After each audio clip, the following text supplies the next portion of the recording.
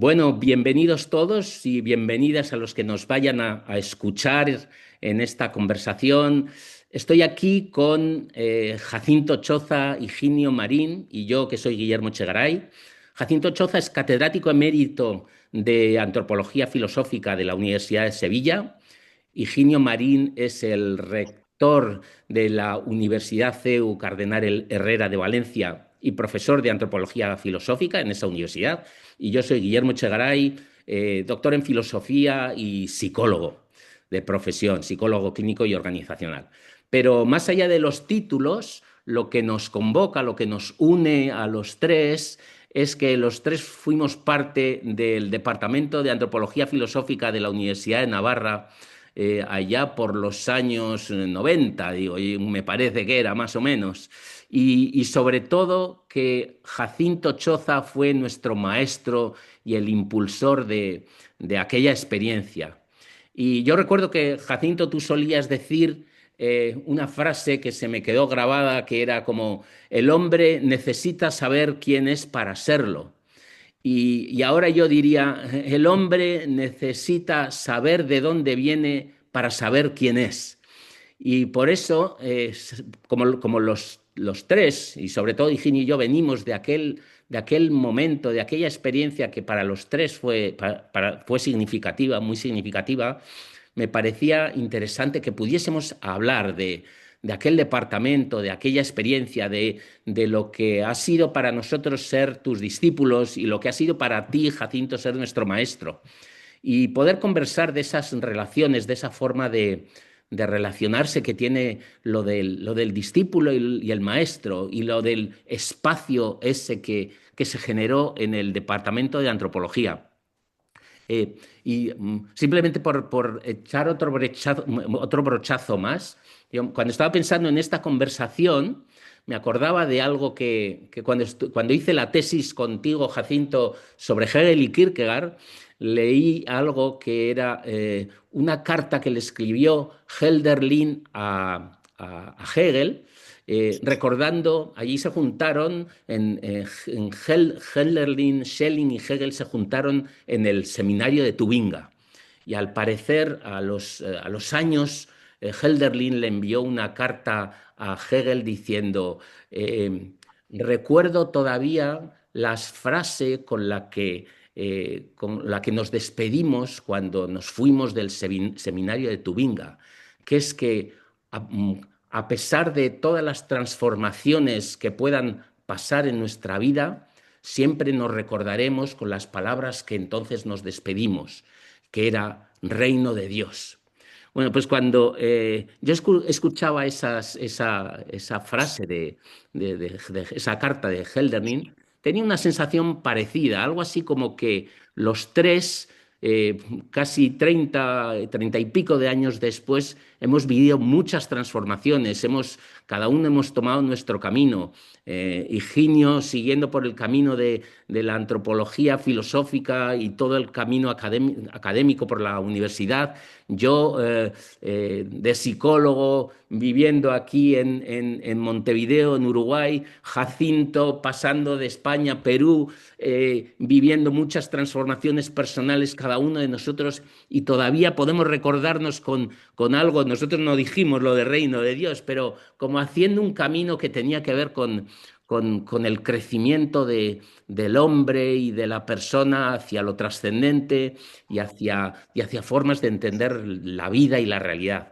Y me parecía que de todo esto podíamos hablar de esa experiencia que fue el departamento, de lo que vivimos allí y de lo que aprendimos contigo, Jacinto.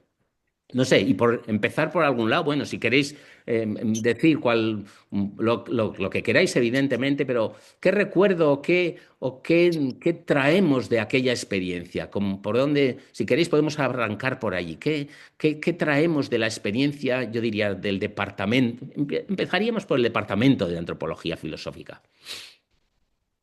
Higinio, si quieres tú, o Jacinto.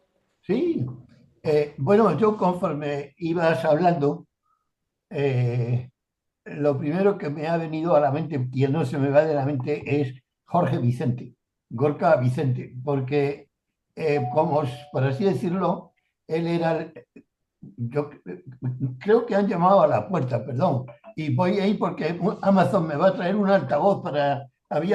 y estoy solo en casa, ¿me perdonáis? Un segundo, ¿eh? Dale. Sí, hablabas de Jorge Vicente. Que a mí lo primero que me viene a la cabeza son Jorge Vicente, lo primero. Después, que vosotros dos pusisteis vuestra casa como la primera infraestructura de lo que fue el hogar del antropólogo. Y el hogar del antropólogo fue la casa de tu madre, Fefa, donde íbamos a comer y hablábamos. Y luego la casa de Higinio, donde Ruth también preparaba cosas y pasábamos noches en casa de Higinio. Y entonces esas tertulias donde ya ahí hablábamos de todo, muchos problemas intelectuales que nos preocupaban, pero también existenciales, ¿no? De manera que yo tengo tres cosas. Uno, Jorge Vicente. Dos, el hogar del antropólogo, que sois vosotros dos, que está referido a vuestras casas. Y luego tres, lo que fue eh, pues una situación conflictiva que yo creo que nos afectó a ti esto, a ti menos, pero también lo que fue las y la inquietud religiosa que teníamos los tres y cómo vivíamos nuestra relación, nuestra vida eh, de relación con Dios y el futuro nuestro. Y que en el caso de Higinio y mío, pues también fue una relación también de conflicto con algunos directivos de la Universidad de Navarra y del Opus Dei. O sea que a la vez que tenemos un, un recuerdo, digamos, muy entrañable de todo aquello, yo también tengo un recuerdo como agridulce por lo que fueron esos conflictos que nos afectaron, yo creo que de una manera muy profunda a todos, ¿no? Entonces, que esas son las tres cosas. Gorka Vicente, el hogar del antropólogo, y luego la dureza un poco y luego lo que fue, claro, yo me acuerdo mucho de vosotros porque en el sentido de que yo he vivido aspectos existenciales y muy, muy íntimos y muy personales de vuestra relación con Dios, ¿no? O sea, yo me acuerdo haber hablado mucho con Higinio de esto, ¿no? Y recuerdo una frase que le dije un día que no se me ha olvidado y que ahora se la he vuelto a poner como dedicatoria en un libro, pero con un sentido mm, completamente distinto de entonces, ¿no? Porque hablábamos y me acuerdo que yo una noche le dije, yendo a su casa después de cenar, y le dije, oye, Higinio, hay que ver la suerte que ha tenido el Espíritu Santo de encontrarse con unos tíos como nosotros, ¿verdad? Pues no sé qué habría sido de él. Y entonces Higinio lo pescó efectivamente en el sentido exacto que yo le decía, ¿no? De que no podíamos, aunque hablábamos de cosas muy importantes de la iglesia, de la fe y tal, pues hablábamos como si fuéramos un poco los personajes más importantes y más determinantes de la iglesia, de la fe, del Opus Dei, de todo eso, allí, ¿no? Cuando éramos unos mequetrefes incipientes en nuestra... Bueno, luego la verdad es que ahora cuando le he puesto a Higinio en el libro que le he dedicado, hay que ver qué suerte ha tenido el Espíritu Santo de encontrarse con unos tíos como nosotros, compañero del alma, compañero. Lo digo, se lo he dicho en el sentido de que 40 años después de habernos ido, pues la aspiración, la, el cometido, el objetivo, la misión que eh, Higinio ha asumido para sí y en la que es una persona que ayuda mucho y destaca en la ayuda que presta a muchos otros. Y yo mismo también, es la de, eh, digamos, apoyar la fe cristiana, difundir la fe cristiana, enseñar la, la buena nueva, ¿no? Y que eso. Luego, yo también recuerdo mucho, Guillermo, todo el tiempo que tú eras estudiante y que habíamos hablado, y que yo, cuando tú me dijiste que tú estabas oscilando o dudando entre una vocación religiosa hacia el Opus Dei o hacia los franciscanos, porque tu director espiritual entonces era Javier Garrido, en Pamplona, que era un franciscano. Y me acuerdo que un día hicimos una romería, te dije, y, como, y que fuimos rezando el rosario y que, bueno, luego pasó un tiempo, tú me dijiste que después de haberle dado vuelta habías pensado que ibas a probar a hacer tu camino con los franciscanos más que con el Opus Dei.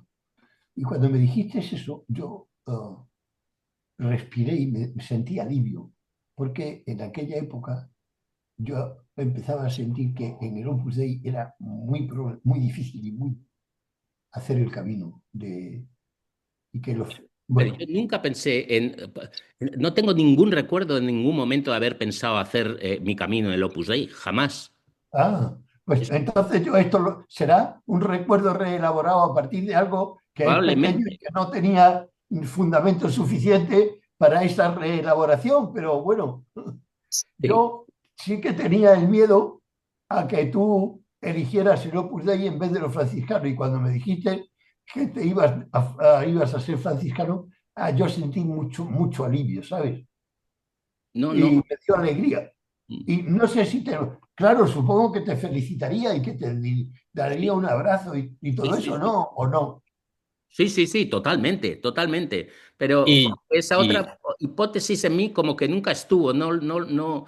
Es más, para mí era muy, muy interesante poder estar contigo y con vosotros, sabiendo que pertenecíais al Opus Dei y yo sentirme muy libre de hacer otro camino diferente. No sé cómo decir, nunca, nunca lo sentí así. Es más, algo que yo valoraba mucho y es algo como que quería preguntarle a Higinio también porque tú has mencionado, Jacinto, como eso, lo del hogar del antropólogo, Jorge Vicente, desde luego, pero yo creo que más allá de, o sea, como que esos eran los espacios, eran las personas y los espacios, pero más allá de eso, para mí lo más interesante es como que el departamento de antropología respiraba algo muy especial, diferente, que tenía que ver con, por lo menos yo siento como con ese espacio de libertad donde podíamos pensar las cosas, hablar de las cosas. Yo recuerdo, por así decir, algunos momentos, algunas veces que estábamos unos cuantos allí hablando de problemas intelectuales, de cuestiones que nos ocupaban, que además lo interesante es que solían partir un poco como desde lo existencial, algo así como que desde lo que vivíamos cada uno en nuestro interior, en relación al futuro, en los conflictos y tal, de allí elaborábamos algo, de allí pensábamos las cosas.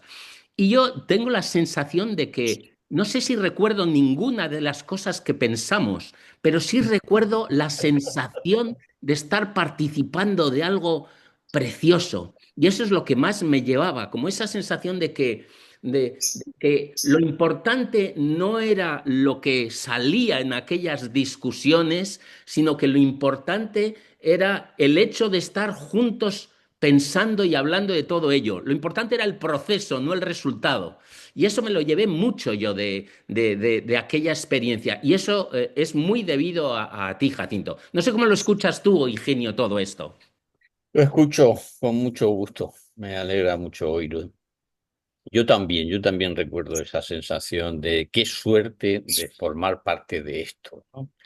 Qué suerte de estar con esta gente tan inteligente y tan interesante, pero no era solo eso, ¿no?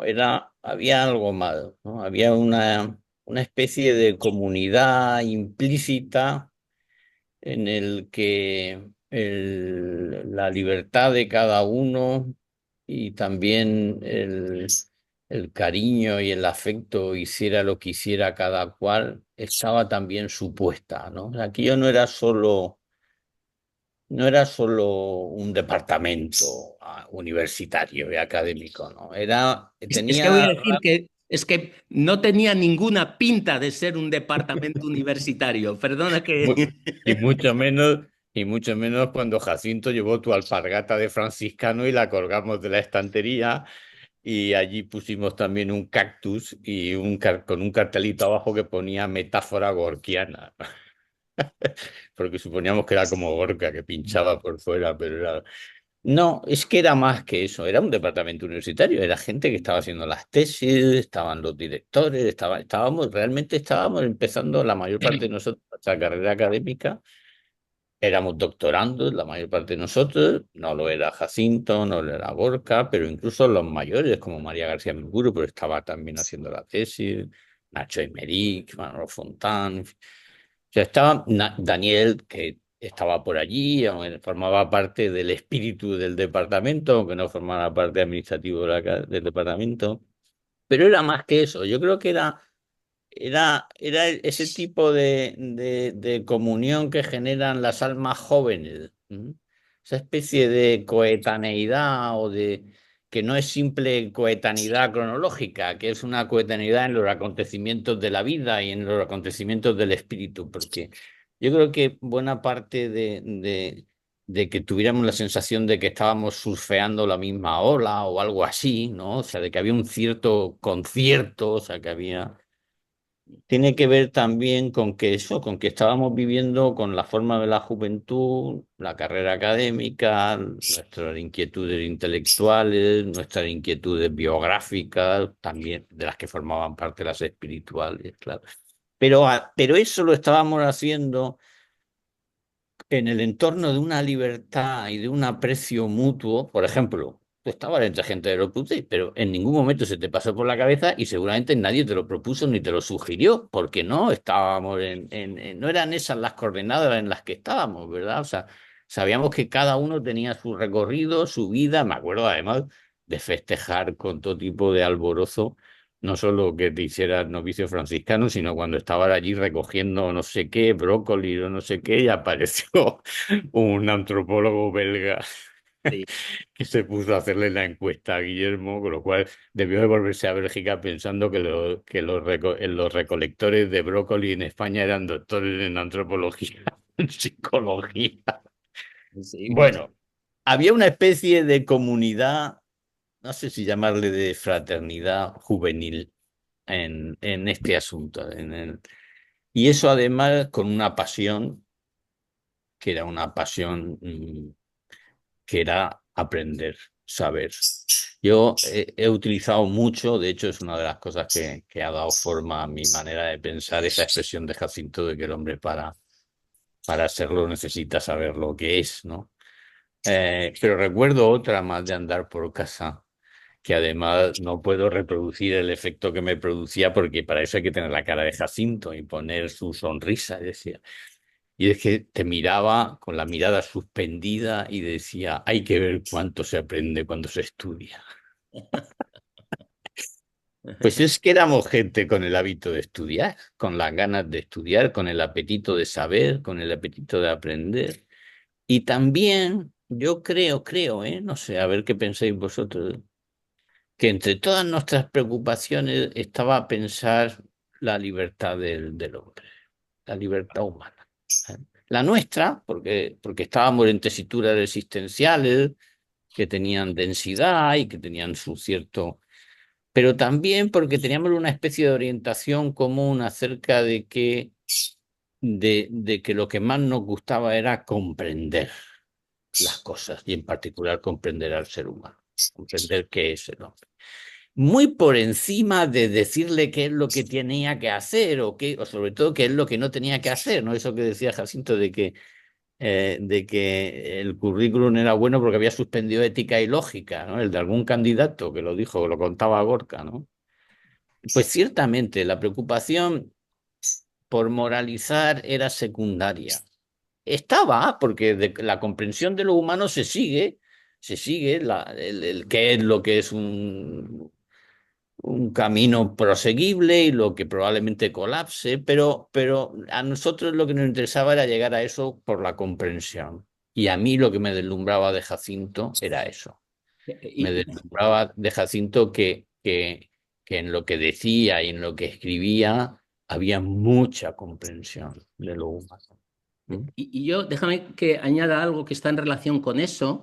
Yo creo, o sea, esa libertad, esa libertad del hombre, digamos, yo tengo la sensación de que Jacinto la hacía carne, la hacía vida en nosotros. ¿Qué quiero decir? Porque nos dejaba ser libres en lo que pensásemos, en lo que queríamos desarrollar, en por dónde queríamos ir, en el sentido de que una cosa muy interesante, entiendo yo, del departamento es que no había proyectos, es decir, no había un proyecto.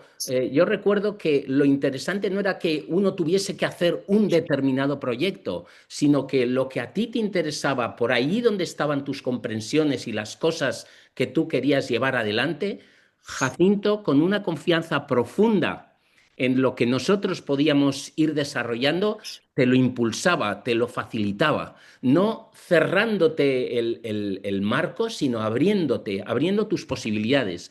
Y de hecho, yo tengo la sensación que bueno, y la prueba es que las personas que hemos salido del departamento, cada una está haciendo cosas diferentes, no sé cómo decirte. Iba a decir, no hay una línea de pensamiento chociano, por así decir. La línea de pensamiento chociano tiene que ver con ser libre en tus exploraciones. Es una manera de pensar la realidad y de comprender y de hacer ese trabajo. Por lo menos así lo siento yo. Y para mí eso fue muy valioso. Y además tengo la sensación, por ejemplo, tú y yo, Higinio, no coincidimos porque tú eres un jovenzuelo al lado de nosotros y entonces viniste más tarde. Y entonces yo te conocí a través de Jacinto. Pero, y es como si las personas que Jacinto te presentaba, como a ti, tú tenías la confianza de que íbamos en en la misma línea de pensar las cosas en libertad y dispuestos a compartirlas sí, y a seguir explorándolas. Y otra cosa más quiero añadir que para mí fue muy importante, me parece. Y es que tú has mencionado un hecho, un aspecto, Eugenio, muy importante, que es como que había una cierta comunidad, una cierta fraternidad. Aunque cada uno hacía, por así decir, lo que le daba la gana, había algo como de hacerlo juntos. Y eso me parece que es muy interesante. No es que tuviésemos que seguirle a Choza en lo que él pensaba, sino que cada uno iba haciendo lo suyo, teníamos una sensación de compartirlo, de fraternidad, y a cada uno se le posibilitaba la libertad para que fuese explorando sus propios caminos.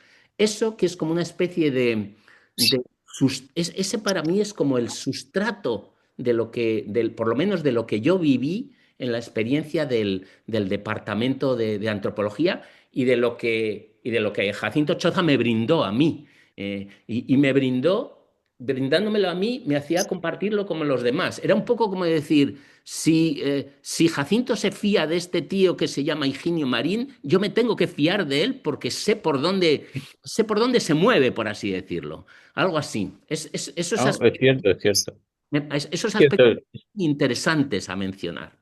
Sí, sí, y además de los transeúntes, porque también había transeúntes que venían y iban desde allá, desde acá, desde Portugal, desde no sé qué, no sé cuántos, de Argentina. y, y eran acogidos como hermanos desconocidos, o sea, como gente con la que uno tenía tantísimo en común, aunque no hubiera hablado nunca con ellos. Es que Es que no era solo, o sea, no solo nos interrogaba el asunto de cómo hacer filosofía, de cómo elevar a categoría de concepto, que diría Hegel, la libertad humana en sus avatares particulares, sino que es que además eso tenía supuesto de que el acto de pensar es un acto genuinamente libre Libre, exacto. y que también lo era el de adorar a Dios y el de rezar. Y por Y eso yo que creo, y por eso yo creo que para mí eran tan valiosas esas conversaciones que teníamos juntos, porque en esas, más allá de aquello a lo que llegábamos, era experimentar la libertad de pensar. Y el hecho de experimentar la libertad de pensar y que yo puedo pensar de esta manera libre, produce mucho gozo, mucha felicidad. y, por supuesto, abierto a que el otro te pueda corregir o decir que no lo ve exactamente igual que tú, etcétera. Pero eso es justamente la libertad de pensar. Y eso me parece que era un terreno protegido en el departamento, y que Mm. desde luego lo facilitaba mucho o lo llevó adelante Jacinto como un maestro, ¿sabes? Porque, Un maestro que no ejercía. exacto, exacto. Y que este asunto de la libertad le llevaba. Yo solo he hecho a Jacinto en mi vida un reproche, y era amistoso y cariñoso, y era porque una vez que yo estaba dudando si dejar la universidad o no, a cuenta de los avatares que hubo en Pamplona, no me dijo que no la dejara. Entonces, como pasados 20 años, un día dije: Jacinto, ¿y tú por qué no me dijiste nada? Joder, porque no te decía nada. O sea, te ponían a contarle tu tragedia interior, y él acababa introducido en tu tragedia interior sin tener ningún punto de vista externo.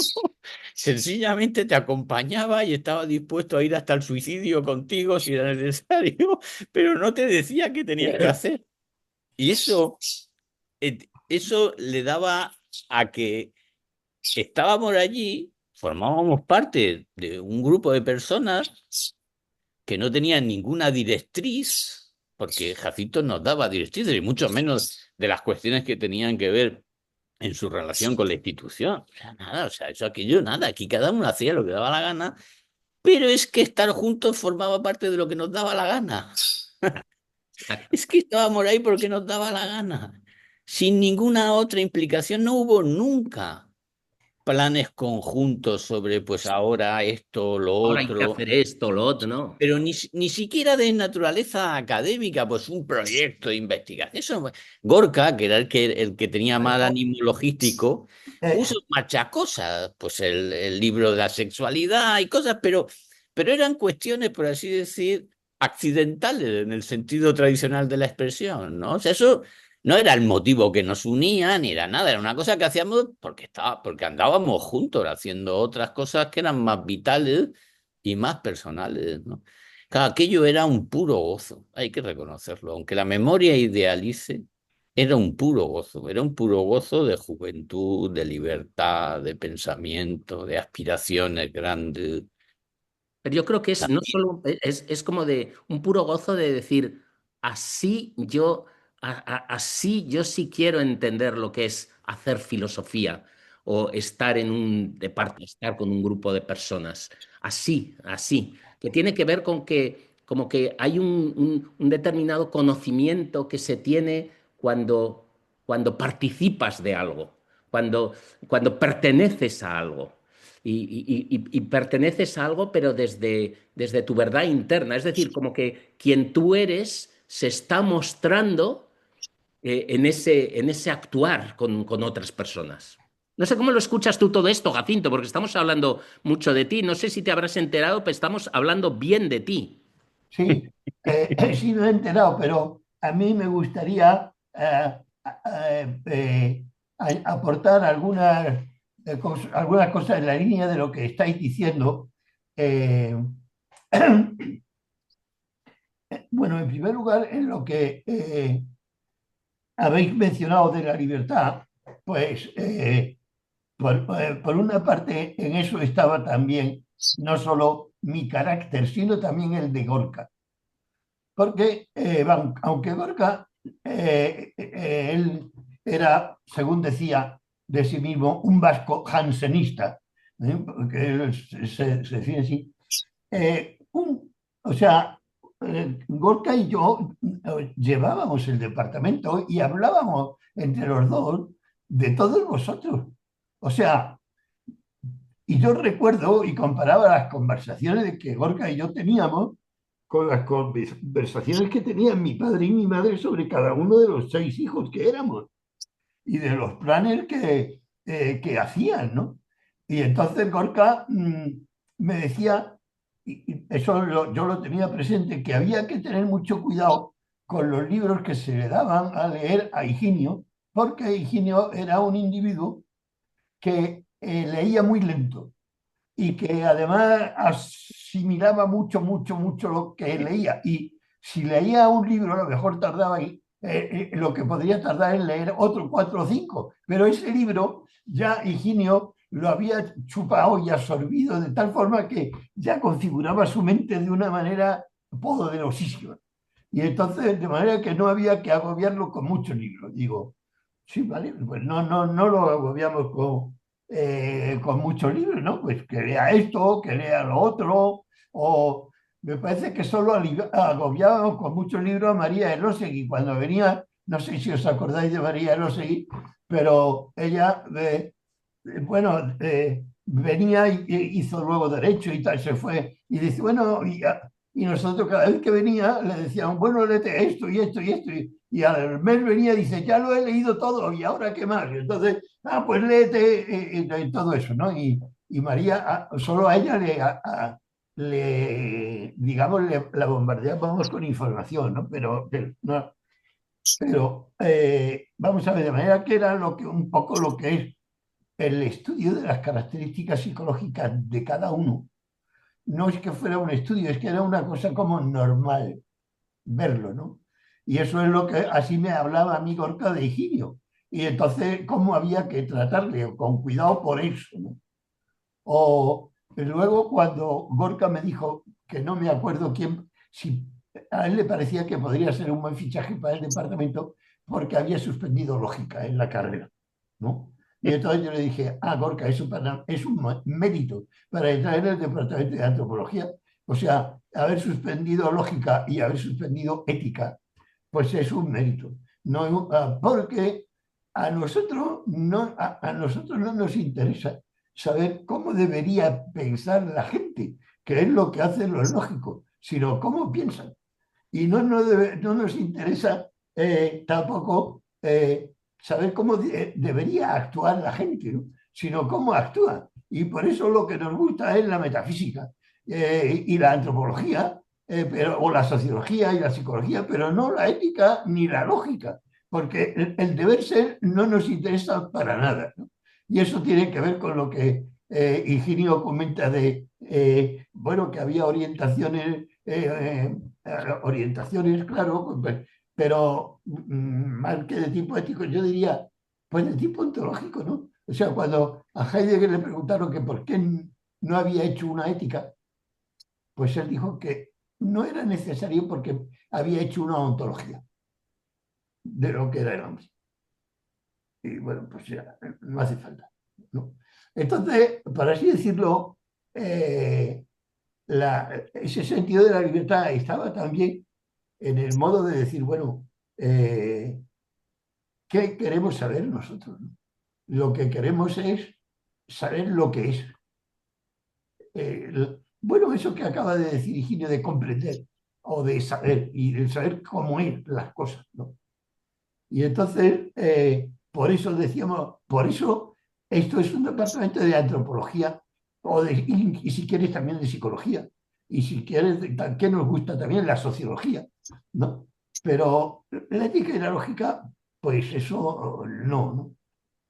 Y entonces, eso tiene que ver con que ese sentido de la libertad que decís que cada uno, que yo, Gorka y yo, Gorka y yo también decía, bueno, ¿y sobre qué podrían hacer la tesis? Pues por ejemplo, uno, el que Power Now, o el otro chico que no me acuerdo, de Jerez, que se casó con una de Barcelona y se fue, y este profesor en el IES, y que nos vimos todos. Carlos Rodríguez El, Lluesma, el pero Carlito, es de Alicante. o de Alicante, eso es. El Carlito Rodríguez, yo, o también, o más gente, ¿no? Decir, bueno, ¿y ¿y qué podría hacer de tesis? ¿Por dónde podría trabajar? Pues a ver qué le parece a él, por dónde se inclina, por tal. Y Gorka y yo hablamos, sí que hablábamos mucho de eso, ¿no? Perdona, Y Jacinto, déjame que te diga algo. Yo siempre me he quedado un poco fascinado de el tema de mi tesis, porque yo creo que el tema de mi tesis, que mi tesis era debate sobre el yo, Hegel y Kierkegaard, fue un tema que tú me propusiste. sí, Yo conocía algo de Hegel porque lo había estudiado en la carrera, de Kierkegaard lo había visto muy por encima y yo recuerdo que tú me dijiste, a ti te vendría bien una tesis que se pudiese titular Debates sobre el yo, Hegel y Kierkegaard. Bueno, yo me fié y empecé a investigar sobre esto y entonces, pero conforme más pasa el tiempo, me doy cuenta que el tema de mi tesis ha sido como el tema de mi, como algo así como, no sé si llamarlo el conflicto central o el tema central de mi vida, que es si una persona se desarrolla, si el yo se desarrolla, como dice Kierkegaard, cuando llega al estadio religioso y llega a la intimidad, digamos, con Dios, o si se desarrolla más colocándose como alguien que está bien en su mundo de la cultura y en el espíritu objetivo que diría Hegel, y cómo entran los temas de yo y mundo dentro de cada uno, si uno se desarrolla al interno o al externo. Y todas esas claves, y digo, anda, pero si esto es casi como la esencia de mi debate interno. Y digo yo, ¿cómo carajo Choza pudo intuir tan claramente que ese era un tema para mí? Porque es como un tema que me ha ido acompañando a lo largo de mi vida, como existencialmente. Y como si allí tuvieseis, no sé si Gorka o tú, o los dos, una capacidad como para leernos muy bien. Lo quería comentar porque me parece muy significativo, de manera que no era un tema ajeno a mí, que bueno, me venía bien para hacer una tesis, sino que era como el tema central de lo que yo estoy queriendo resolver en la vida todo el tiempo, algo así. Perdona, te he cortado. Sí, no, no, no. El tema de tu tesis yo no recuerdo haberlo hablado con Gorka. A lo mejor lo hablé, pero no lo recuerdo. Pero sí recuerdo que era un tema al que yo le daba muchas vueltas, porque me parecía que era muy importante. Entonces, eh, y luego, bueno, yo tenía la idea de que era un tema muy, muy, muy, muy difícil. Y que era un tema especial para ti porque eras un tío muy, muy, muy listo.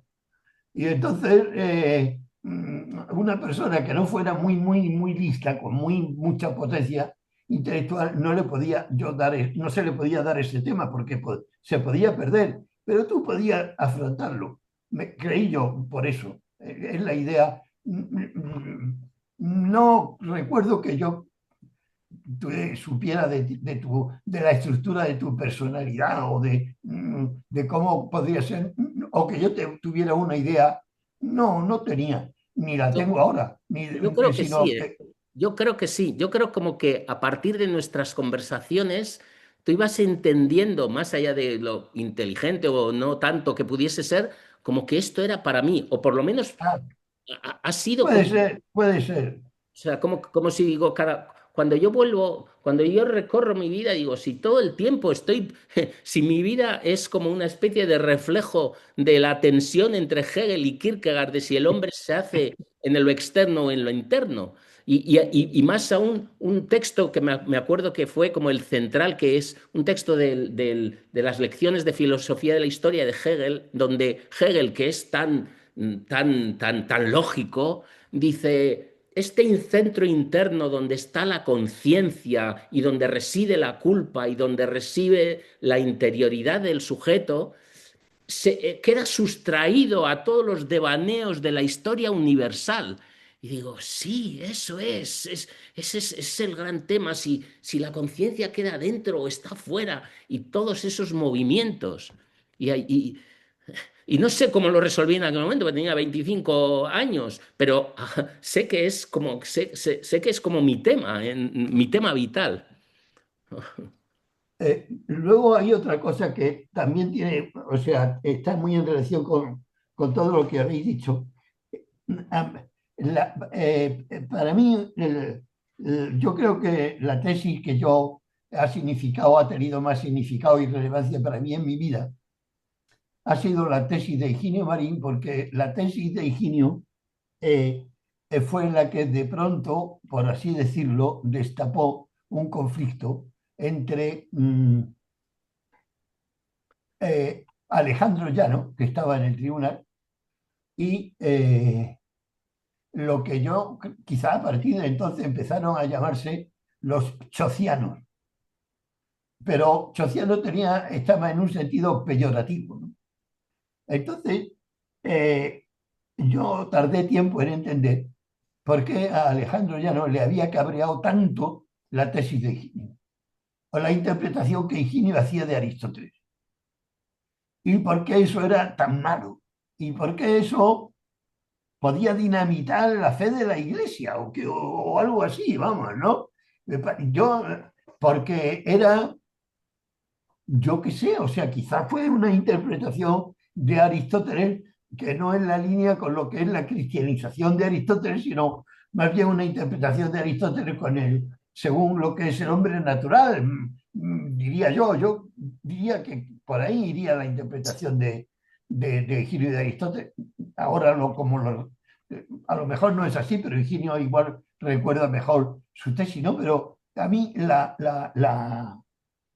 reacción de Alejandro me sorprendió tanto y me dejó tan descolocado que yo, y luego ya empecé a escuchar el chociano, los chocianos, ¿no? Y que no están bien vistos los chocianos aquí en esta universidad, ¿no? Y que después de eso, Alejandro ya no me pidió que le dejara que él dirigiera la tesis de Manolo Fontán sobre la estética de Kant en la crítica del juicio, porque, pues no me acuerdo qué razón me dijo, pero yo dije, sí, sí, claro, no hay ningún problema. Y entonces, luego Manolo Fontán vino a preguntarme, oye, y Alejandro va a venir me va a dirigir la tesis en vez de tú porque hay algún problema o tal o lo que sea. Y yo dije, bueno, no, que yo sepa, no, porque yo era muy ingenuo y no me daba cuenta de muchas cosas, ¿no? Y muy inconsciente. Entonces decía, no, es por esta razón la que me dijo Alejandro que era falsa y que era una razón de conveniencia de hacía un año, ¿no? Y entonces Manolo Fernández se quedó tranquilo y dice, ah, bueno, pero si no es porque, no, no, a mí me parece muy bien y tal, pues entonces ya a Manolo Fontán le pareció también bien, ¿no? Pero bueno, así pasó más, ¿no?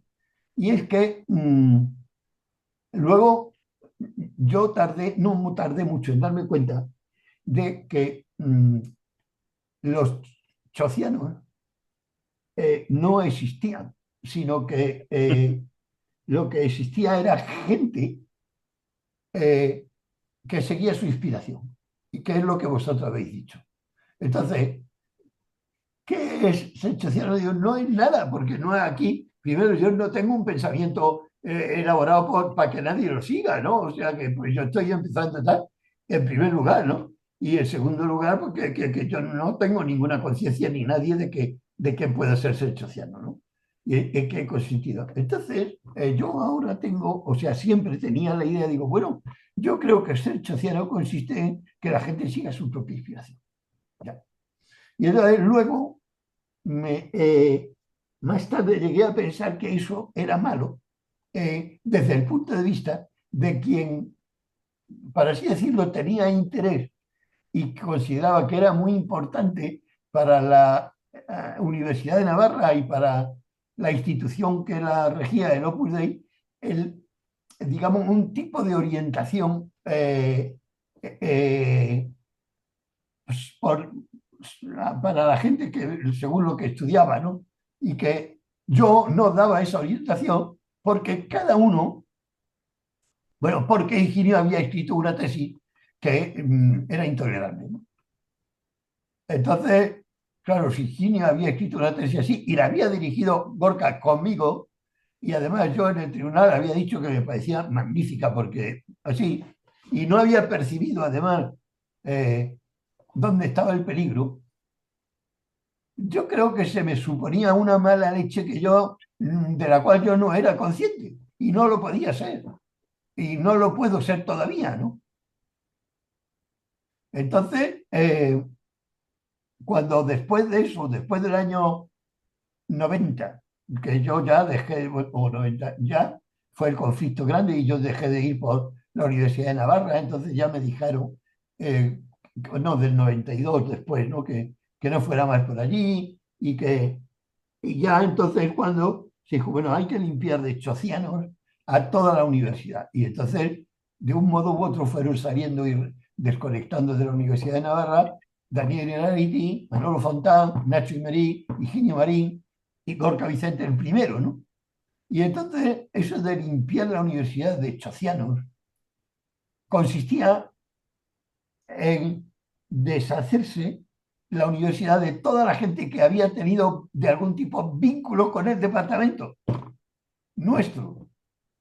Y entonces, ¿qué tenía la gente que había estado en el departamento nuestro y que eran llamados chocianos? Pues no tenían en común nada más que habían seguido cada uno su inspiración. Y efectivamente, Manolo Fontán se había dedicado a la estética y se había ido al Instituto Cervantes, pero no había conseguido meter la cabeza en la universidad. Higinio al principio tampoco, y luego sí, cuando ya la metió, pues se dedicó a la antropología filosófica, más como yo. Gorka también, pero más con la analítica y eso. Dani Nerarity se dedicó a la filosofía política, que es lo que le gustaba y le interesaba, pero políticamente también éramos muy, muy diversos, ¿no? O sea, yo me acuerdo que nos reíamos de Dani y de Gorka, Higinio y yo nos reíamos de Dani y de Gorka y les decíamos que ellos eran socialdemócratas y que por lo tanto eran tíos peligrosos porque sabían cómo podían ser felices todos los demás y que el peligro que tenían es que, joder, cuidado porque este tío viene y me hace feliz, ¿no? Y entonces eso hay que pensárselo, ¿no? Bueno, o sea que cada uno tenía su orientación política, ¿no? Y eh, entonces, Y y también nos vimos. espiritual y filosófica, Ah, claro, claro, y cada claro, claro, uno ¿no? seguía.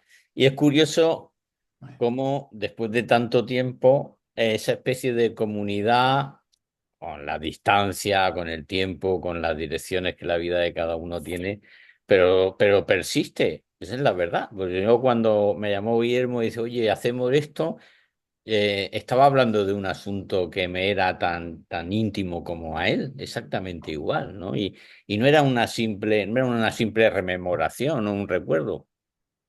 En cierta medida, yo tengo la sensación de que lo sigo llevando y que los vínculos con todas estas personas, con todos estos amigos, siguen ahí, siguen vitalizados, ¿no? Aunque no los vea mucho. Pero quería volver un poco a lo que contaba Guillermo de su tesis doctoral, porque conforme le iba escuchando a él, y que elegiste el tema, que era la propia esencia de su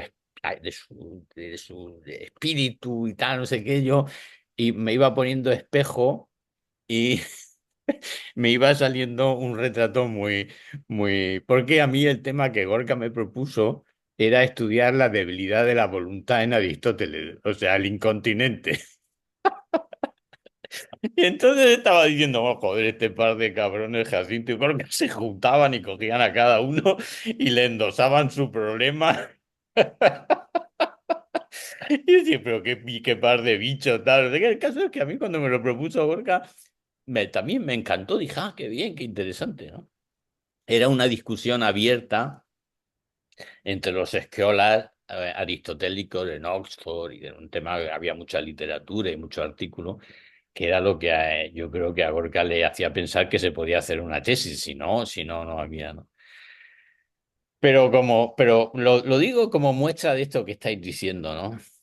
Yo hice la tesina sobre ese tema, me fui a Oxford porque Gorka se empeñaba en que viajáramos y tal, y no sé qué, y volví de Oxford sabiendo que no iba a hacer la tesis sobre ese asunto, pero que ese asunto me había servido como ocasión para darme cuenta de que el discurso ético aristotélico no era como el que yo suponía, porque había categorías que me parecían completamente extrañas.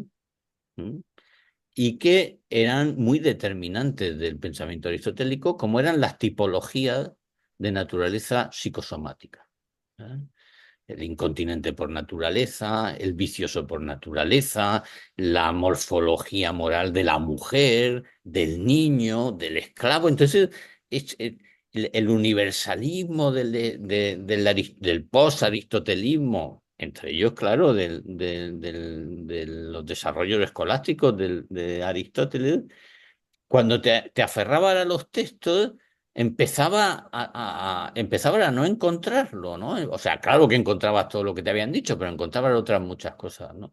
Y que por tanto esa especie de elemento de contraste, si lo transportaba a la noción de naturaleza, aparecía que efectivamente las definiciones esenciales y universales de la naturaleza de Aristóteles están ahí. Pero Aristóteles era capaz de simultanear esa posición en el discurso filosófico con que había esclavos por naturaleza, con que las mujeres no tenían la facultad deliberativa suficientemente constituida, con que los niños todavía no, con que había bárbaros que...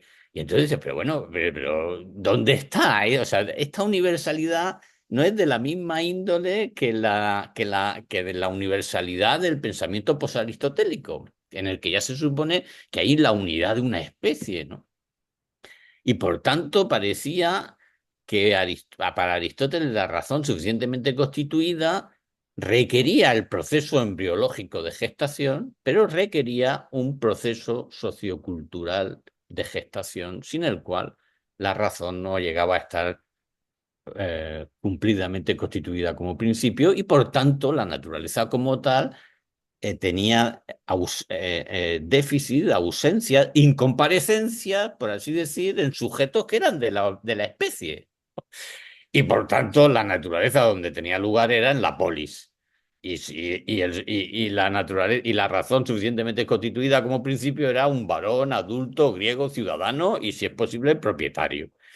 Y esa era la tesis, lo cual, por cierto, era perfectamente coherente con el mundo homérico. Y entonces, ciertamente, mi tesis no era un refrendo del carácter aristotélico del pensamiento tomista, pero sí era un refrendo del carácter original del pensamiento tomista, de que sobre la inspiración aristotélica Santo Tomás había hecho una cosa mucho más original y mucho más interesante, incluso por esa originalidad, de una simple adaptación del pensamiento aristotélico al universo de significados cristianos.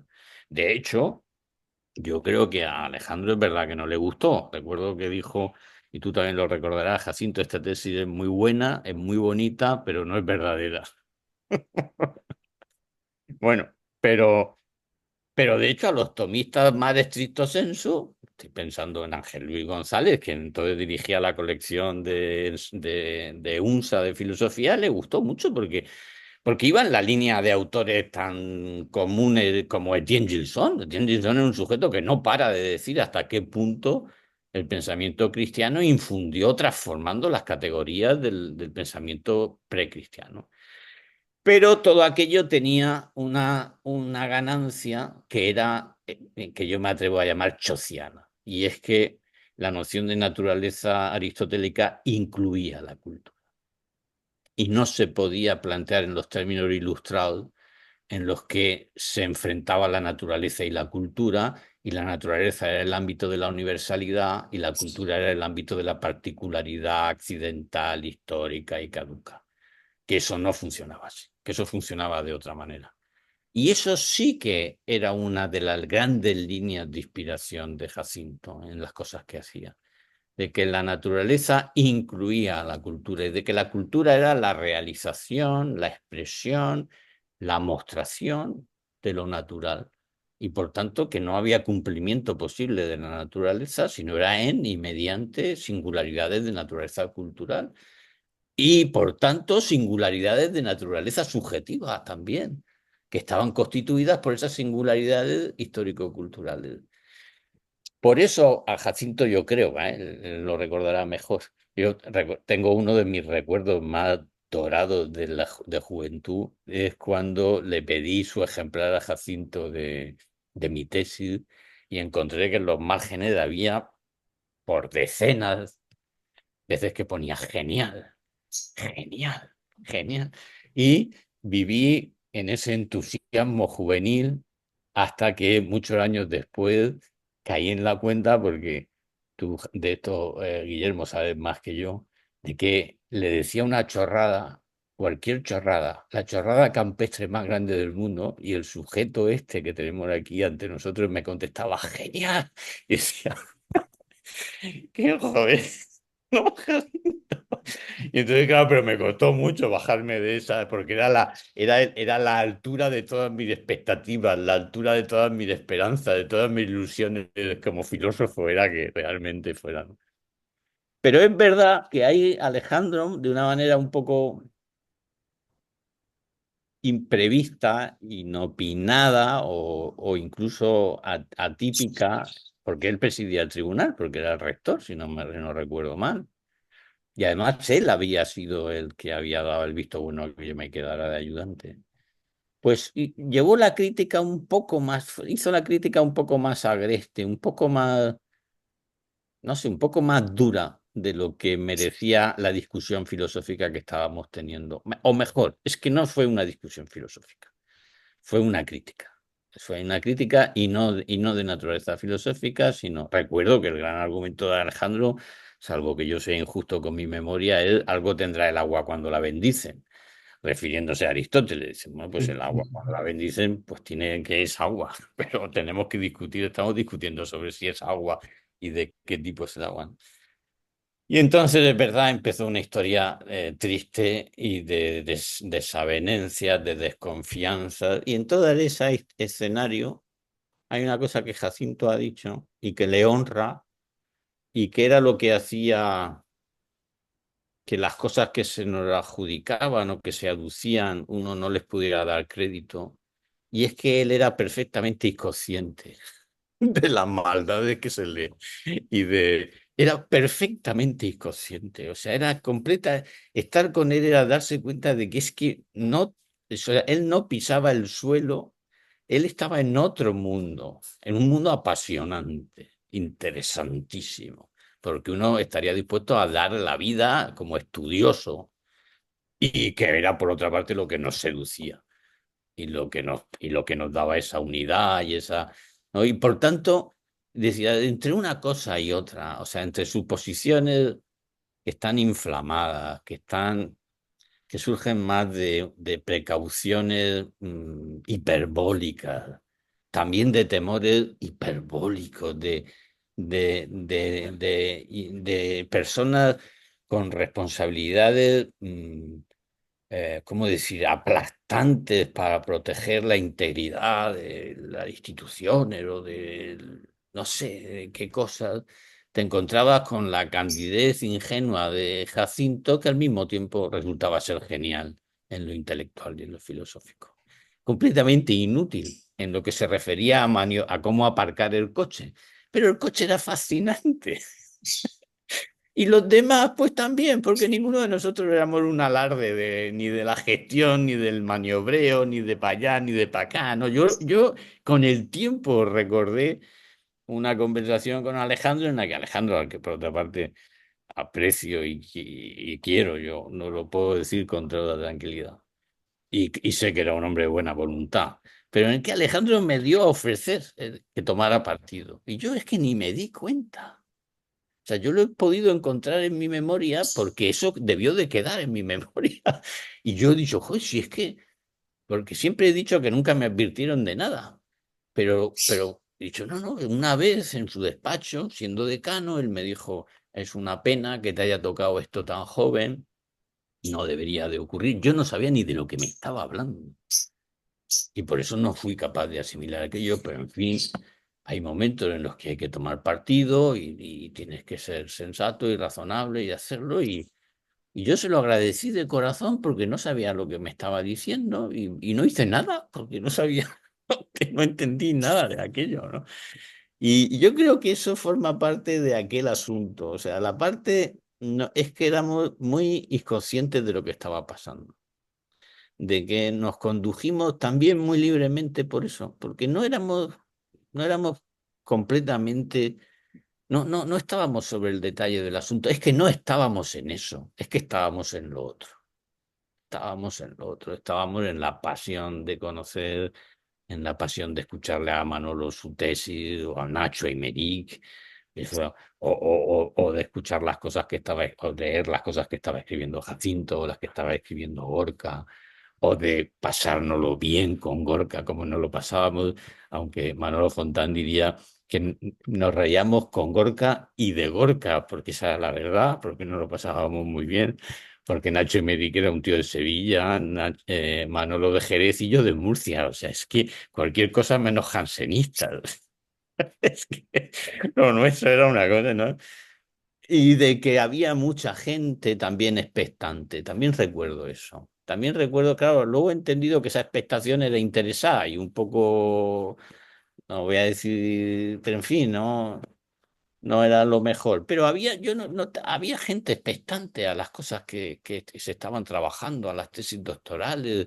Yo creo que entre los estudiantes también había, tengo la impresión, lo digo a posteriori, que en aquel momento no era muy consciente, pero tengo la impresión de que había mucha gente que captaba esto de lo que estábamos hablando, que intentábamos hacer filosofía de verdad, que intentábamos hacer filosofía buena, que teníamos pasiones, que nuestra pasión dominante era comprender, saber las cosas, que no disfrutábamos de nada tanto como de contárnoslas entre nosotros y que cualquier ocasión era buena. Cualquier ocasión. Y yo creo que eso es muy atractivo, muy universitario por otra parte, y muy filosófico. Y creo que además eso debió de estar, lo digo a posteriori, debió de estar también en el menú de las preocupaciones, ¿no? O sea, lo atractivo que resultaba el pensamiento de Jacinto, no sé si la atención que suscitaba entre los estudiantes, entre, fin, como que aquello no era una cosa con la que se pudieran andar con paños calientes, por así decir, que había que ser expeditivo, ¿no? Porque, bueno, pues ya está, pasó. eh, Aquello es sorprendente además que puso a prueba estas cosas de las que estábamos hablando porque la gente tomó caminos distintos, muy distintos, hasta el día de hoy, ¿no? Y yo creo que eso no ha puesto a prueba nuestra amistad. Habrá habido momentos de comprensión o de incomprensión, de más cercanía, además, pero no ha puesto a prueba la amistad. Y, y todo lo contrario. Es decir, que yo tu tesis no la he leído entera, pero me la sé casi, porque me la contaban. Quizás tú mismo me la contaste, que no lo recuerdo, pero vamos. O sea, estábamos al día de lo que uno estaba haciendo, de lo que el otro estaba haciendo. Y aunque Jacinto no ha hecho un pensamiento sistemático, sí hay unas cuantas cosas que yo creo que estaban en él y que hemos todos de alguna manera asimilado y que formaba parte también de nuestros gustos, de nuestras inclinaciones preferentes. Voy a decir solo un par. Uno, bueno, de broma, pero en serio, que nos gusta estudiar en general. Parece mentira, pero es que es así.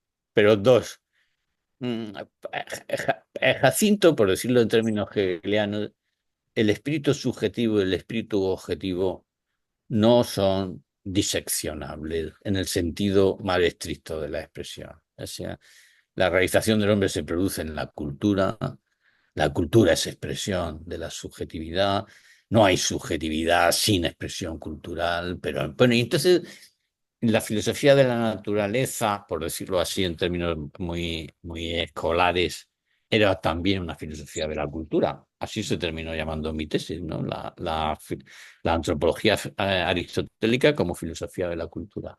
Pero ese título traducía un poco el espíritu de aquello, traducía un poco, seguramente yo encontré en Aristóteles lo que de alguna manera ya había asimilado de otra manera, ¿no? Y eso me lo hizo visible, ¿no?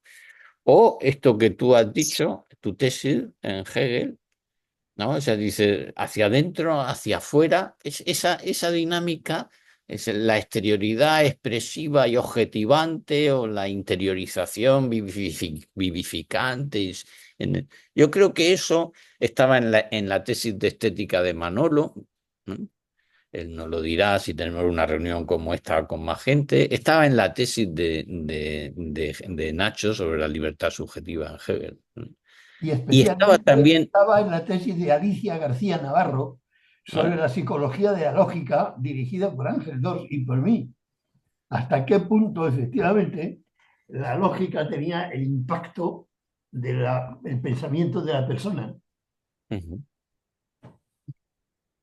Yo creo Bueno, que y otra cosa, dime, Guillermo, que yo he hablado decir mucho. simplemente una cosa que a mí me parece que, o sea, estamos hablando, o sea, todo el tiempo decimos que no hay un pensamiento chociano, por así decirlo, pero yo creo que esa forma de la relación con la cultura, la forma que tiene el espíritu subjetivo de expresarse en lo objetivo y de esas relaciones con la cultura, ahí hay una forma que es muy de choza. Es como si cada uno. Y eso, algo así como si a futuro habría que estudiarlo, ¿sabes? ¿Cuál era esa forma de la que nos estaba hablando Choza? Yo recuerdo, por ejemplo, me acuerdo perfectamente la primera clase que tuve yo con Jacinto de antropología filosófica en primero de carrera, que a mí me fascinó, que estábamos estudiando el Peripsiges, el de ánima de Aristóteles. Y entonces la pregunta que nos lanzó allí cuando todavía fumaba los cigarrillos que se hacía en clase, que nos dejaba a todos fascinados mientras los liaba, ¿en qué, de qué cómo es distinto un hombre de una máquina? Fijaros, y digo, fíjate, eso fue en el año 78, creo que era. Y es el tema más actual que existe ahora mismo, todo con todo esto que hay de la inteligencia artificial, nos lo estaba proponiendo. ¿Por qué se diferencia un hombre de una máquina? ¿Qué es lo que lo hace diferente de una máquina? Y en ese caso estábamos hablando de los robots o de las. Y entonces la manera como él abordaba y como nos ha enseñado a abordar las relaciones que tiene el hombre para entender sus productos culturales, me parece que es como una especie de sello o una especie de impronta de la cual todos hemos ido aprendiendo para ir haciendo cada uno lo que nos diese la gana en esas relaciones entre lo subjetivo y lo objetivo. Pero como si hubiese una forma que es lo más peculiar no sé si decir, más que de tu pensamiento, de tu forma de entender el desarrollo de la cultura. Y que además, por cierto, me parece a mí que ha tenido que ver mucho con tus, con tus tensiones profundas que has contado desde que entendiste lo que Juan Pablo II estaba queriendo llevar adelante. Y eso me parece que es como si. Entonces, no es tanto los conceptos que has traído, sino la forma de las relaciones con la cultura que tiene el ser humano y cada uno en sus distintos aspectos. Y eso me parece que es un hilo interesante a tener en cuenta, porque todos hemos bebido de ahí, todos hemos bebido de esa. Y entonces Higinio va haciendo sus investigaciones, sus trabajos en los temas que le ocupan. Yo además desde un punto de vista psicológico quiero entender al hombre y quiero entender determinadas cosas que pasan, que suceden en los sistemas, pero es una manera de hacer que me parece que es muy preciosa en ti y que tú nos has enseñado. Esa es la sensación que tengo.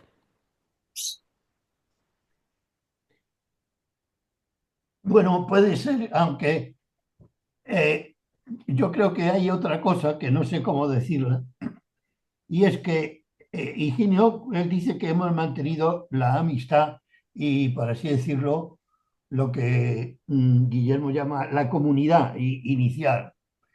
Entonces, yo diría que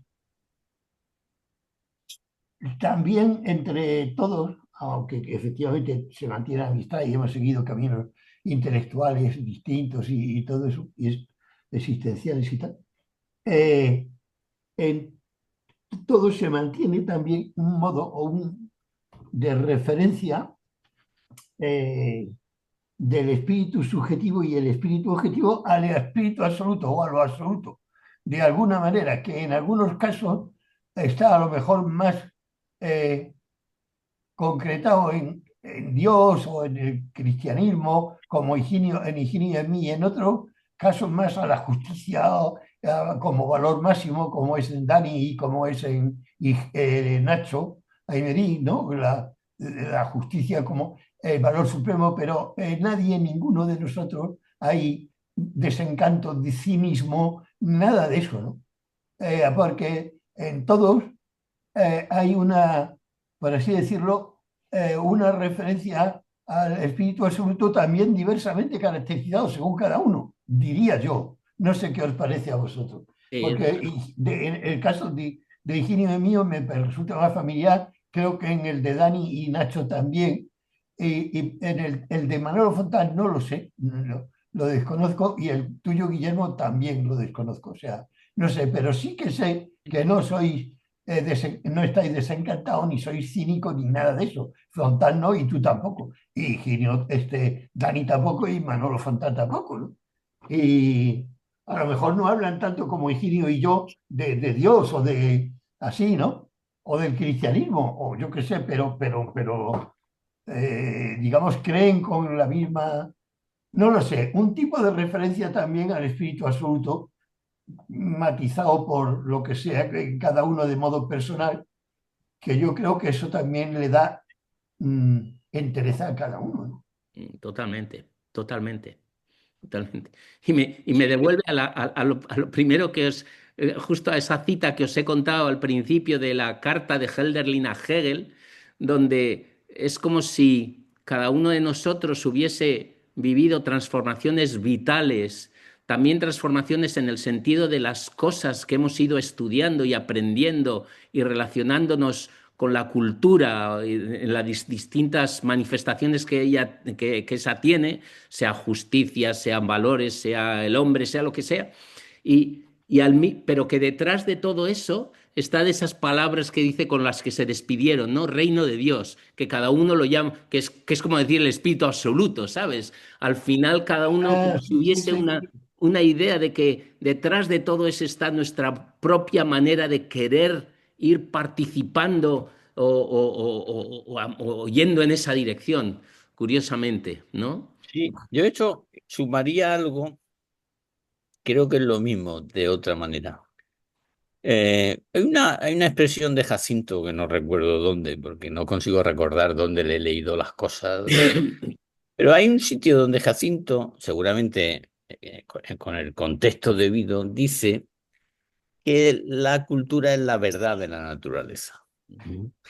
Entonces, o sea, en realidad Jacinto tiene una especie de mirada preferente sobre las dimensiones epifánicas de la cultura. O sea, donde la cultura es manifestación, es transparencia luminosa, es cumplimiento, es gloria, también se le podría llamar así. Claro que la cultura también es enmascaramiento, pérdida, distancia, mediación y por tanto también impostura y tal. Ya, ya, ya, ya, sí, sí, pero me parece que en todos hay una especie de interés dominante por encontrar la forma en la que la cultura, la existencia, el tiempo se hace la verdad de la naturaleza. O sea, por el reino de Dios. Y que estamos menos atentos, aunque los critiquemos, yo lo he hecho y Jacinto también lo ha hecho, vamos, yo por lo menos lo he hecho y Jacinto yo creo que también, aunque critiquemos los decaimientos del espíritu y... No, o sea, me acuerdo un comentario que me hizo Jacinto por escrito a un libro mío, Mundus. No, en un libro suyo él hizo un comentario sobre Mundus, un libro mío, diciendo, bueno, no estudia el sujeto desde el punto de vista del decaimiento de existencial, como hace Heidegger o como hace Hannah Arendt. Y claro que no, porque soy chociano, o sea, porque claro que me interesan los traumas y me interesan las quebraduras del espíritu porque forman parte de ella y las heridas y tal, pero hay una especie, al menos en mí, y yo eso lo reconozco en Jacinto, una especie de decir, bueno, eso Sí, y después. déjame que añada algo que me parece que está en línea con eso, porque es una idea que últimamente como que estoy manejando mucho, ¿no? O sea, acordaos de la hermenéutica de la sospecha de la que hablaba Ricoeur, ¿no? Como que todos Sí, nosotros somos hijos de Freud, de Nietzsche y de Marx, sospechan de las motivaciones, sospechan de las motivaciones siguiendo a Freud, sospechan del ansia de poder sospechan de las razones económicas que están detrás de todo eso, y esa es la hermenéutica de la sospecha. Pero, pero más allá de la hermenéutica de la sospecha, hay una hermenéutica de la belleza, de la belleza. Y no sé si por el talante ingenuo, inocente de Jacinto, en esa manifestación de la cultura que tú dices, Jacinto apuesta por la hermenéutica de la belleza y por mostrar cómo el hombre se desarrolla y la naturaleza se hace epifanía en la cultura desde ese punto de vista de la belleza y no de la sospecha. Y yo creo que de eso, y eso tiene que ver con la capacidad que él ha tenido siempre de confiar en nosotros, de confiar en el proyecto de cada uno, de que cada uno hiciese lo que le daba la gana, porque detrás de su manera de entender está esa hermenéutica de la belleza y no de la sospecha. Por supuesto que hay que sospechar, ¿no? Las apariencias engañan, por supuesto, pero las apariencias también son el germen de todo lo que está por manifestarse en alguien. Y uno puede llevar la óptica en una dirección o puede llevarla en la otra. Y la sensación que tengo es que Jacinto siempre ha ido más por esa hermenéutica de la belleza que por esa hermenéutica de la sospecha. Y que esa hermenéutica de la belleza es también responde a una especie de metafísica gozosa, ¿no? De que la realidad no se resuelve en la miseria. Somos miseria y somos miserables, pero la realidad no es la impostura miserable y malignizada de... No, y que esa no es la perspectiva con la que comparece lo humano en su forma más relevante, más determinante. Me parece que eso, esa mirada, o como Jacinto también tuvo un toque de ironía, como esto de qué suerte ha tenido el Espíritu Santo, de conocernos, o sea, que hayamos llegado nosotros y hayamos desvelado sus intenciones genuinas al pueblo fiel. Bueno, pues, o sea, la hermenéutica de la sospecha se merece una buena hermenéutica de la sospecha. Eso es hegeliano. Hegel dice que la desconfianza no puede ser metódica, porque nada merece más desconfianza, dice él, que la desconfianza por sistema. Y yo creo que ahí hay una especie de ontología positiva. Si quieres, que ese es el vínculo de Jacinto con la metafísica clásica, con la tradición clásica, sostenido en un contexto en el que, por ejemplo, para Jacinto el ser y el tiempo son el escenario ahora, creo, de su forma de pensar, o sea, las correlaciones entre lo ontológico, lo histórico y lo cultural, pero lo eran ya matricialmente, cuando había hecho unos desarrollos preferentemente tomistas, ahí ya encontraba eso. Lo encontrabas de forma indiciaria, pues, por ejemplo, en la importancia que tenía la dimensión biográfica en la teoría de la libertad, en la teoría de los afectos, ¿no? O sea, que encontrabas cosas que no eran propias de un pensamiento escolarmente tomista, ¿no? Pero incluso en ese nuevo contexto, Jacinto mantiene, a mi juicio, ese vínculo con esa visión ingenua, con esa ingenuidad que requiere la admiración, ¿no? Que requiere el asombro, que es uno de los rasgos más pertinazmente persistentes de Jacinto. El asombrarse. Cuando te dice genial, lo dice de verdad.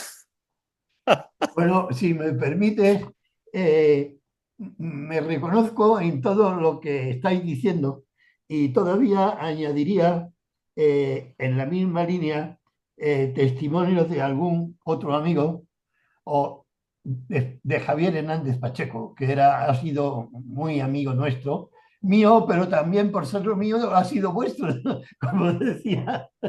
Como decíais, ¿no? Pero eh, o sea, efectivamente, digamos que tengo un rasgo de carácter muy marcado que es el optimismo. Entonces, en el único periódico al que yo estoy suscrito y que leo y tal, que es The Economist, pues The Economist dice que ser liberal no es nada más que ser optimista. Y que, bueno, cuando yo estaba leyendo eso, dije, ojalá, claro, ya decía yo por qué me gusta a mí tanto este periódico, ¿no? Y por qué sintonizo yo tanto con él, ¿no? Bueno, pero es que Pacheco, efectivamente, con el que he vivido estrechamente, pues entonces sí, sí, sí, que se reía. Cuando hablábamos de el epitafio de Menecles el Pirrónico, que nos había enseñado Antonio Ruiz Retegui, desde aquí yace Menecles el Pirrónico, al cual, desde que tuvo uso de razón, todo lo que oyó le pareció equivalente. Pues ah, Pacheco decía, sí, ese es el epitafio. Aquí yace Jacinto Choza, al cual, desde que tuvo uso de razón, todo lo que oyó le pareció genial. Claro, Pues claro, claro, claro. así lo decía y lo de Pacheco y lo escribió, ¿no? O sea que sí, me reconozco en eso, sí. Y me reconozco como una calcamonía de mi madre en eso, ¿no? Bueno, chicos, yo creo que tendríamos que ir terminando porque llevamos como hora y media y ahora que se Ah, empieza a poner interesante, pero yo creo que tendríamos que ir cerrando esto. Yo sí sí, que quería dejarte una última pregunta, Jacinto. sí, espera, espera, No, porque vamos a ver.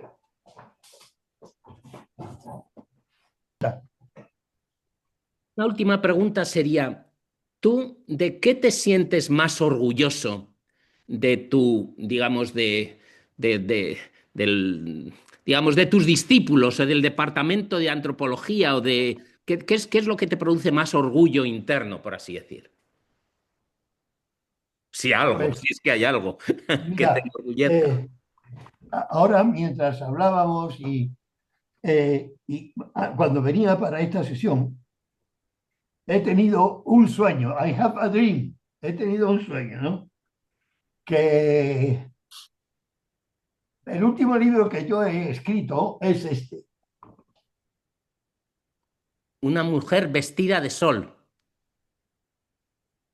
¿sí? Sí, este es el tomo 3 de una cosmología que empecé el tomo uno es El principio femenino del cosmos, que se publicó en el 2023.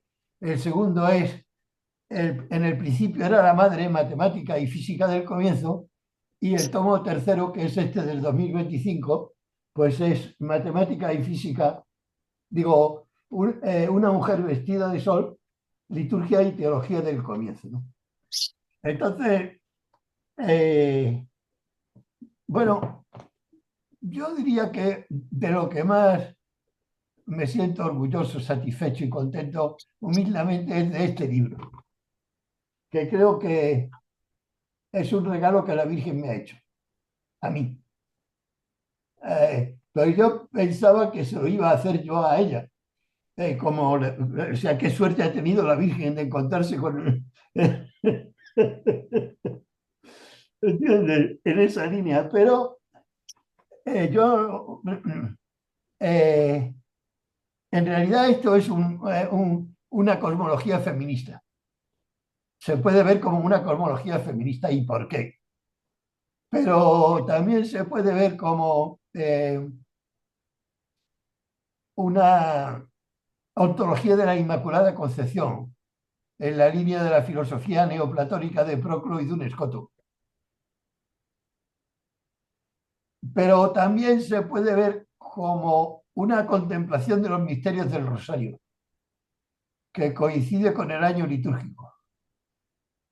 Entonces, una de las cosas que me pasó por la cabeza, yo le regalé este libro y con una dedicatoria le mandé un ejemplar a Higinio Marín, le mandé otro ejemplar a Dani Nerarity y le mandé otro ejemplar a Manolo Fontán, porque sé que, bueno, con Dani había estado poco antes y él me había regalado su último libro y yo le mandé a él este, que era el último. Y yo sé que a Dani, aunque él no suele hablar de estos temas cristianos así, pero sí sé que tiene un corazón para esto y que está muy por esto, a su modo.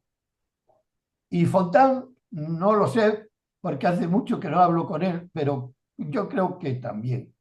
Aunque, digamos, Este libro tiene una presentación hecha por un profesor de la Universidad San Dámaso de Madrid, que es la Facultad de Teología de Madrid, en que, bueno, pues Juanjo Padilla dice que ese prólogo eh, eh, anula y elimina cualquier sospecha que se pueda tener por parte de cualquiera heterodoxia sobre esto, porque es un libro, digamos que, si veis aquí, pues se cuenta, tiene la última parte con todas las imágenes de la divinidad femenina que ha habido en la historia y que ha sido, ¿no?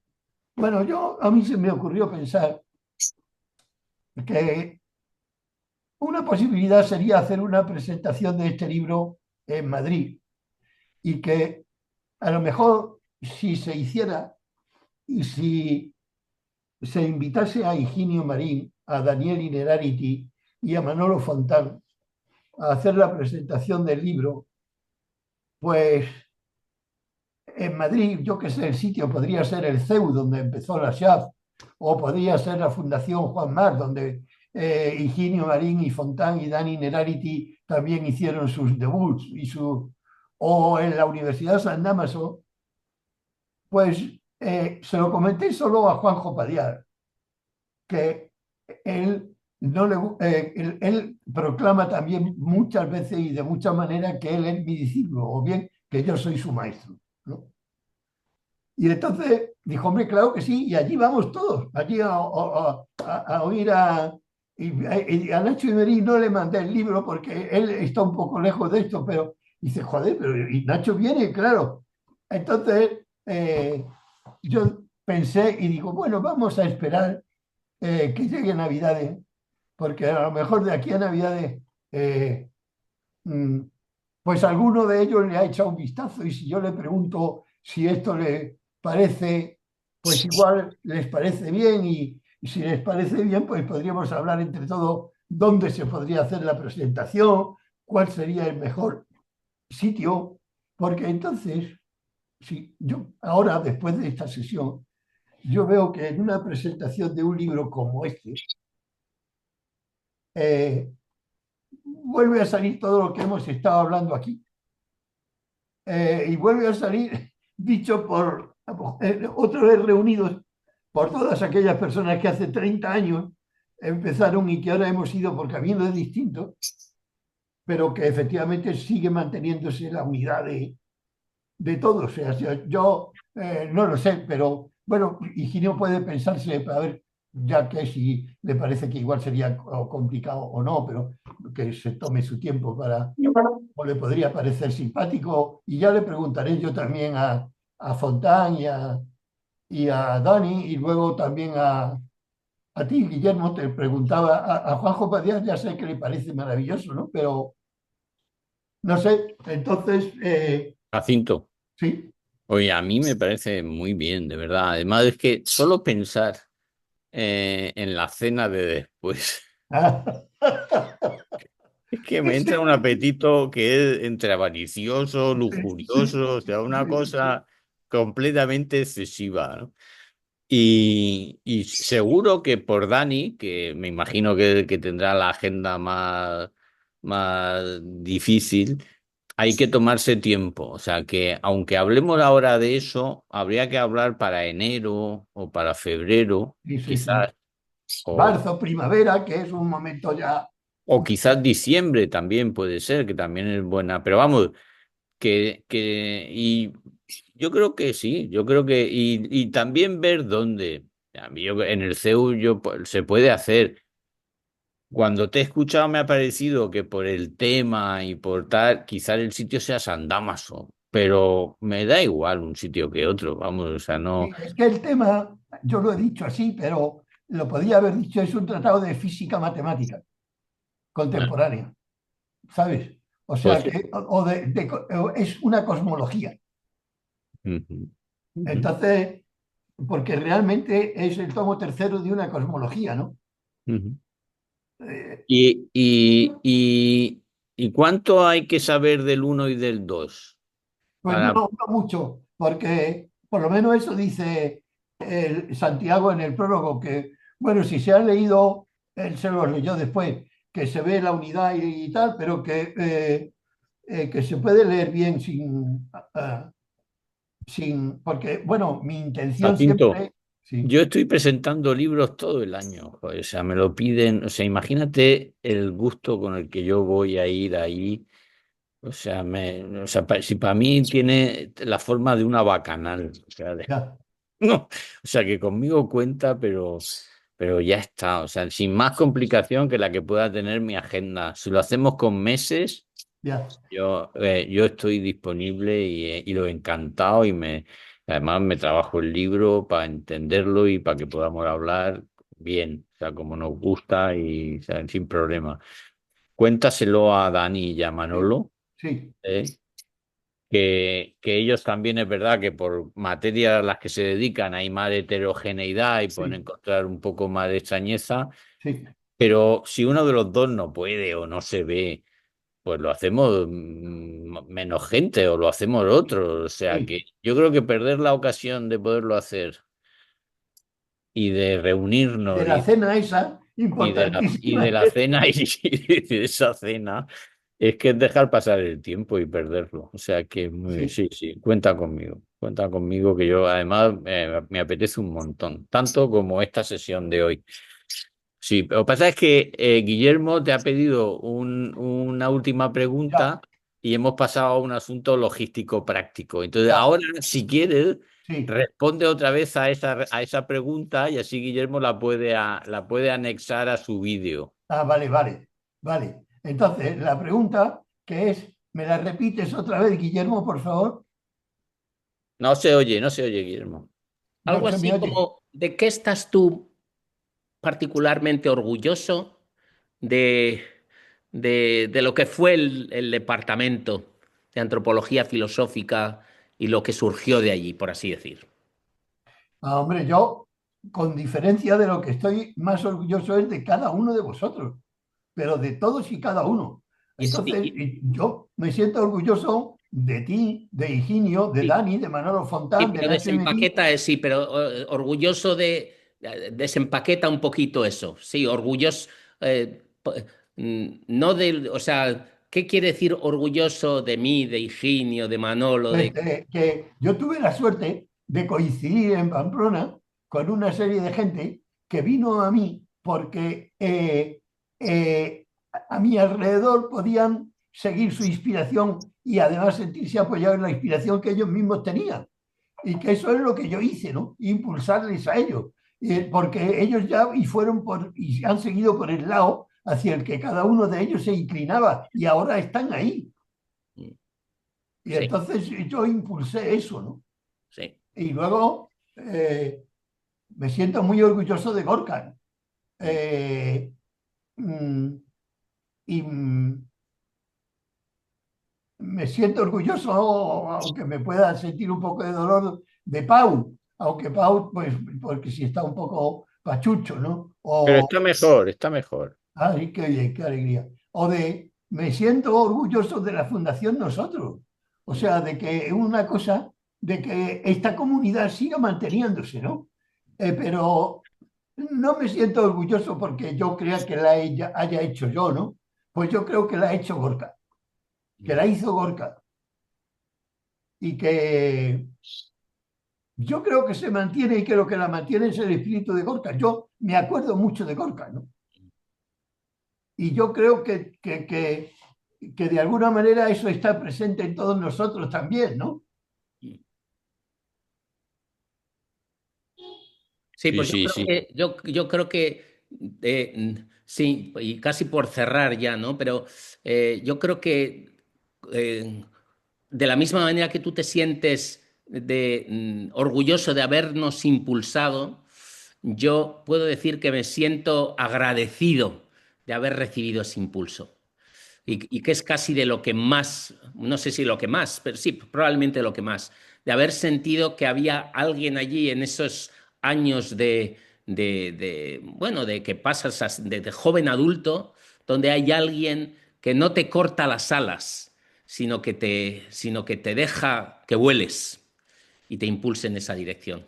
Ah, eso es lo más maravilloso del mundo, ¿no? Poder decirle, como le digo a mi hija ahora, ¿no? O Higinio a sus hijos, ¿no? Vuela, vuela, vuela, ¿no? Mm. Higinio, Sí, para cerrar sí, tú. sí. Esto que voy a decir no sé si es verdad, pero yo lo siento así. Yo siento que de entre toda la gente que ha estado alrededor de Jacinto y valiosísima y mucho más capaz, pero el que más se le parece soy yo. Sí, No sé si es verdad, pero sí, sí, quiero sí, es verdad. que, que, que Jacinto para mí ha sido una especie de matriz, que mi inteligencia se hizo de esa manera, que se hizo de esa manera, es imposible discriminar qué había antes y qué, pero se hizo de esa manera y que el cruce, mi cruce biográfico con Jacinto y con todos los que están alrededor de Jacinto, para mí no ha sido un encuentro al uso con un maestro que, bueno, que te incluye en un grupo, que te abre camino, todas las cosas. Jacinto no ha abierto camino, o sea, era un perfecto, y no voy a decir inútil, pero vamos, o sea, no habría camino a nadie, ¿no? Bueno, sí, en Sevilla hizo, pero bueno, para los de Pamplona ni tampoco lo esperábamos, ni lo pedíamos, de esas cosas se ocupaba Gorka, y se ocupaba bien, ¿no? No, para mí no ha sido un encuentro al uso de eso, ¿no? Para mí ha sido un encuentro de esos que en la vida hay pocos. Pues mi vida intelectual está hecha con trazos, con rasgos de Jacinto. Yo noto con él una afinidad y una connaturalidad tan grande, tan grande, y para mí son tan cruciales muchas de sus obras. He aprendido con él a que la literatura es un campo de la experiencia del espíritu subjetivo tan valioso para la reflexión filosófica, pero no lo he aprendido en general, lo he aprendido con Ulises y Arquetipo de la existencia humana. O sea, con ese libro, sin ese libro, yo no habría pensado la Odisea. Si no habría pensado la Odisea, no habría hecho nada de lo que he hecho. Lo habría hecho de otra manera o no. O sea, no. Y luego Jacinto también, sin quererlo, para mí me ha enseñado o sea, si, ¿cómo decirlo? Si yo muero en la ortodoxia es porque me ha dado la gana, mucho más que porque sea la ortodoxia.